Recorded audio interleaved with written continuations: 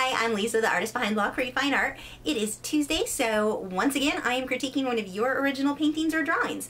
If you have an original painting or drawing that you would like to submit for critique, head over to my website at lachri.com/critiques, link below in the video description, and you can submit your work there. Today we are taking a look at this portrait of Audrey Hepburn, done by artist Kenyon Kennard. This is a mixed media done with graphite and airbrushing. You can check out more of Kenyon's work over at his DeviantArt page, link also below in the video description. Kenyon painted this about 2 years ago when he was 15 years old. Oh my gosh, my work when I was 15 did not look like this. I was pretty much doing misshaped whales and horses with their heads way too small. I cannot believe you did this at 15 years old. That's just amazing to me. He freehanded this and said it took him about 14 hours to complete. So this is another one of those critiques where I really don't have much that I would say needs adjustments. But it's such a good example of a portrait done very, very well. First, it's crazy accurate. I'm familiar with this photo, so I know it's done really, really well. I just can't get over the accuracy here. This is one of the things that I always tell people when they get started in doing portraits. Start with an accurate drawing. If you're drawing, even if it's not a portrait, if you're doing animals or whatever it is, if your drawing is not accurate, it's not going to be improved when you start painting. Like it's not going to get better. So make sure your drawing to start with is really, really accurate. If that means you spend more time getting your drawing just perfect than you do the actual painting, then that's fine. But you want to make sure that that drawing is really, really accurate to start with. So often I see people who are new to portraits, they draw something, they're like, yeah, good enough, and they start painting thinking that they're going to fix it as they go along, and it just doesn't work that way. Start with something that's drawn accurately to begin with. It makes a big difference in your finished result. The other thing that I tell people when they're getting started with portraits, going black and white is a really good way to go, because mixing paint and getting the skin tones correct, that's a whole other thing. So if you're trying to tackle getting a portrait or painting a portrait accurately, and then dealing with trying to mix your colors properly at the same time, sometimes that can be a bit overwhelming.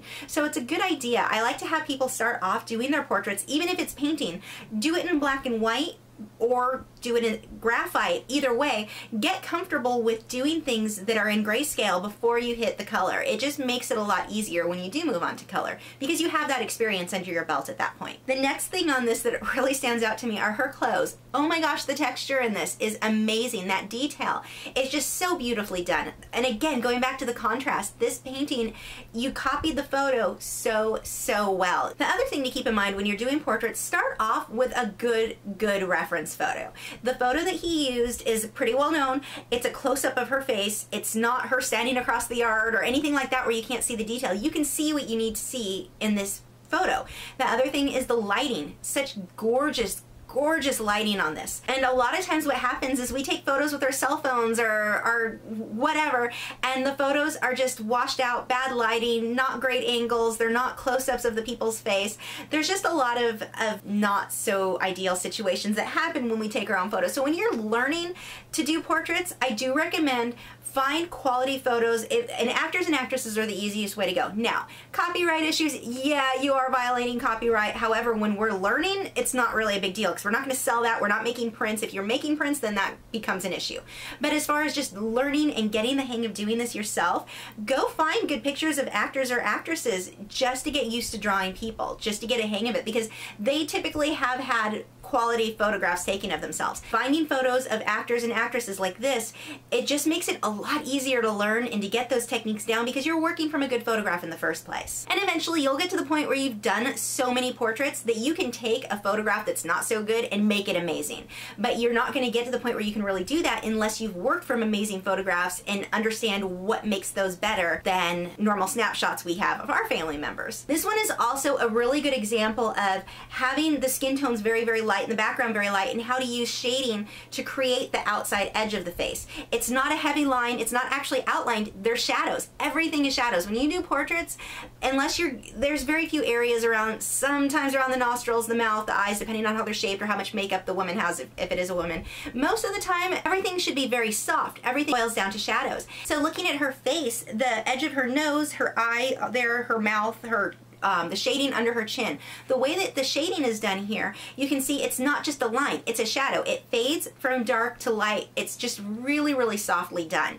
This is how, if you do have someone who's very pale against a pale background, this is how you would want to shade that. Shading, not actually lining. It's just so well done here. Now, if I was gonna get crazy nitpicky, the only thing that I might adjust on this piece is her eyebrow.